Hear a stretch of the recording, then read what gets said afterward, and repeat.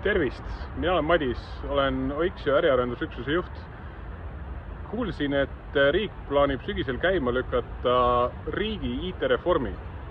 Kohe lähen küsin riigi IT-juhi Lukas Ilvese käest, mis imeloom see on. No nii, oleme jõudnud ministeeriumi 11. korrusele ja Lukas, ma küsin su käest lühidalt, mis imeloom see IT-reform on? No päris palju jauratakse Eestis selle üle, kas meil tiiger magab või kas ta veel hüppab. Ja see paradoks on umbes selline, et kaks väidet korraga vastab tõele. Eesti IT-tiiger, avaliku sektori IT-tiiger hüppab ilusti ja on jätkuvalt üks võimekamaid avaliku sektori digiriike või üks võimekamaid digiriike maailmas. Ja võrreldes väga suure osaga erasektoris, seal hulgas Eesti startupidega, paljud Eesti suurfirmadega, kes teevad väga palju digimaailmas, oleme täielikus mahajäämuses. Ehk siis järjekindlalt ei ole avalik sektor olnud ükskõik kus maailmas sama nutikas digimuutuse ja digipöörete võimalusel ärakasutamine, kui on olnud erasektor. Ja kindlasti, kui me vaatame Eesti digiriigi ajalugu, me oleme olnud väga tublid digiteerijad ja me oleme loonud väga palju head tehnoloogiat ja tehnoloogiapõhiseid protsesse.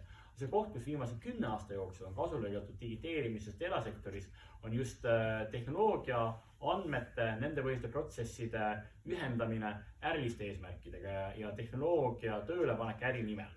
Ja see eeldab enamat kui lihtsalt seda, mille kallal me oleme pikka aega töötanud, ehk hästi toimiv rakenduskiht, head teenused, see eeldab seda, et tehnoloogiat juhitakse selgetest ärilistest eesmärkidest, et need ärilised eesmärgid riigi tegevused oleksid selgelt ära teenustatud, oleksid juhitud osana tooteportfellist, et kõik see, mida me tehnoloogiliselt teeme, arhitektuur, pilveminek, horisontaalsed komponendid nagu e-ID, andmete kasutus, teeniks kasutajakesksust või võimaldaks mingit muud elementi transformatsioonist, nagu see, et me teeme riigi järjest tõhusamaks, kuluefektiivsemaks, mitte ainult IT-vaates kuluefektiivsemaks, aga tervikuna oma kulude vaatest efektiivsemaks või paindlikumaks, agiilsemaks, aidates meid kiiremini reageerida kriisidele. Me oleme ju näinud, et viimased aastad ongi sellised kriisiajad.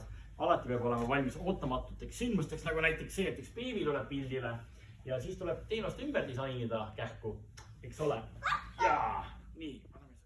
Ja see reform ongi see, et me nüüd kindla pikaajalise rahastusega hakkamegi otsa vaatama selle, kuidas tervikuna seda tüüpi muudatust, mida Digital Transformationi all on 10 aastat erasektoris juhitud, ka üle riigi ellu viima ja paneme kokku kõik kihid, tehnoloogiakihi, teenuste kihi, kasutajakeskuse ja lõpuks äriliste eesmärkide selguse.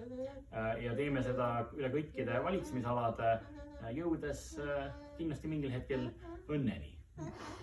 Suurepärane.